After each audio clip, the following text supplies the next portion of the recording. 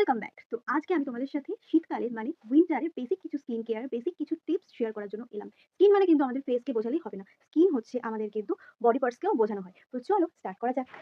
তো প্রথমেই বলবো যে ফেস কিন্তু দিনে দুবার ওয়াশ করা উচিত। এক হচ্ছে সকালে ঘুম থেকে ওঠার পর, আর হচ্ছে রাতে ঘুমোতে যাওয়ার আগে। সে তুমি মাইল্ড ফেস ওয়াশ দিয়ে ফেস ওয়াশ করো, কিংবা ঘরে বানানো তোমার টক দই দিয়ে আর মুলতানি মাটি দিয়ে ফেস প্যাক করতে পারো, বা তুমি তার সাথে বা সেটা ছাড়াও বেসন দিয়ে একটা নরমাল ক্লিনজিং বানিয়ে সেটাকেও ইউজ করতে পারো। তো নাম্বার 2 হচ্ছে মুখ কিন্তু ওয়াশ করার পর 2 থেকে 3 মিনিটের মধ্যে কিন্তু টোনার ময়েশ্চারাইজার লাগাতে হবে। কারণ উইন্টার আমাদের বাইরে কিন্তু প্রচন্ড ঠান্ডা। ত্বক কিন্তু এমনি ড্রাই হয়ে যায়। যদি আমরা বেশিক্ষণ স্কিনটা রেখে দিই তাহলে কিন্তু মুখের মধ্যে রিঙ্কলস পড়ে যেতে পারে। কারণ টান দিচ্ছে আমাদের স্কিন। তো ঝটপট করে কিন্তু টোনার ময়েশ্চারাইজারটা অবশ্যই এপ্লাই করবে, আর একটু থিক ময়েশ্চারাইজার হলে ভালো হয়। কারণ উইন্টারে আমাদের কিন্তু স্কিনের একটু ময়েশ্চারাইজ প্রয়োজন। যেহেতু আমাদের সবসময় স্কিনটা ওপেন থাকছে, বাইরে যাচ্ছি আমরা এবং বাড়িতে ঘরের মধ্যে থাকলেও কিন্তু ঠান্ডা আবহাওয়ায় এই যে আমরা গায়ে সোয়েটার পরে আছি, সেরকম স্কিনে কিন্তু আমরা কিছু আটকাইনি। ও কিন্তু ওপেন আছে। তাই ওকে হাইড্রেট করার জন্য অবশ্যই একটু থিক যাতে হয়, থিক টাইপের একটু ময়েশ্চারাইজার কিন্তু অবশ্যই এপ্লাই করা উচিত। নাম্বার 3, অবশ্যই বাইরে গেলে কিন্তু সানস্ক্রিন ব্যবহার করতেই হবে। সে রোদ উঠুক আর না উঠুক। কারণ তোমাকে এটা দেখতে হবে যে বাইরে আমরা যখন বেরোচ্ছি মানে আউটডোর প্লেস ভিজিট করা মানে কিন্তু স্কিন আমাদের ওপেন হয়ে যাচ্ছে আরো।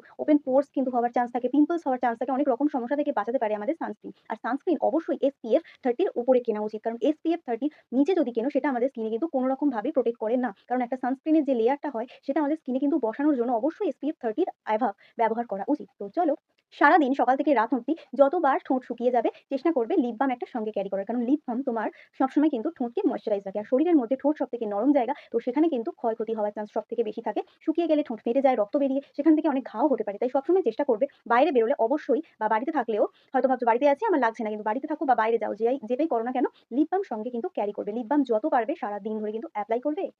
আর তারপরে হচ্ছে যখন আমরা এই শীতকালে স্নান করছি, রোজ চেষ্টা করবে উষ্ণ গরম জলে স্নান করার। মানে হচ্ছে একেবারে যেন জলটা খুব গরম না থাকে, এবং যারা খুব ঠান্ডা জলে স্নান না করতে পারো তারা একটু গরম মিশিয়ে যেন ব্যাপারটা যেন উষ্ণ টাইপের হয়, খুব হিট যেন না হয়। আর উষ্ণ গরম জল দিয়ে রোজ স্নান করবে, আর রোজ চেষ্টা করবে যে বডি ওয়াশ বা সাবান রোজ না লাগানোর। কারণ শীতে কিন্তু আমাদের স্কিন অলরেডি ড্রাই থাকছে। তাই রোজ সাবান মাখলে কিন্তু অনেকের হয়তো মনে প্রশ্ন হবে যে সাবান মাখবো না তাহলে তো গায়ে ময়লা হতে পারে। এটা ভুল ধারণা। তুমি যদি সাবান মাখার তোমার 1 ঘন্টার মধ্যেই কিন্তু গায়ে ময়লা এসেই যায়। তাই রোজ সাবান মাখলে যে আমার গায়ের ময়লা পরিষ্কার হয়ে যাবে এটা ভুল, এটা মিথ। তাই জন্য সবসময় চেষ্টা করবে পরিষ্কারভাবে থেকে রোজ স্নান করবে, পরিষ্কার পরিচ্ছন্ন জামাকাপড় চেঞ্জ করবে। কিন্তু রোজ যে তোমাকে সাবান মাখতে হবে সেটা নয়। তবে অবশ্যই রোজ কিন্তু বডি লোশন বা বডি অয়েল লাগাতে ভুলবে না। উষ্ণ গরম জলে স্নান করো। সপ্তাহে ৩ থেকে ৪ দিন সাবান লাগাও। কিন্তু গায়ে অবশ্যই ময়েশ্চারাইজার মানে বডি লোশন বা বডি অয়েল দিয়ে মাসাজ কিন্তু অবশ্যই করবে।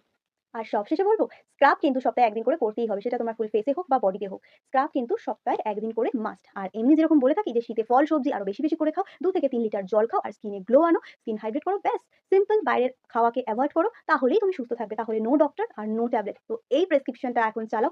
১ মাস পর তোমরাই দেখো যে তোমাদের কাছে কি রেজাল্ট আসছে। তো আমি এইভাবে তোমাদের যদি হেল্প করতে পারি তাহলে অবশ্যই ভিডিওটা কিন্তু শেয়ার করা চাই। আর ভিডিওটা শেয়ার করে দাও সকলকে, আর আমাকে কমেন্টসে জানাও যে তোমরা কে কিভাবে স্টার্ট করতে শুরু করলে আর কে কিরকম ভাবে রেজাল্ট পাচ্ছ। অবশ্যই আমাকে কমেন্টসে জানাবে। তো আজকের মতন টাটা।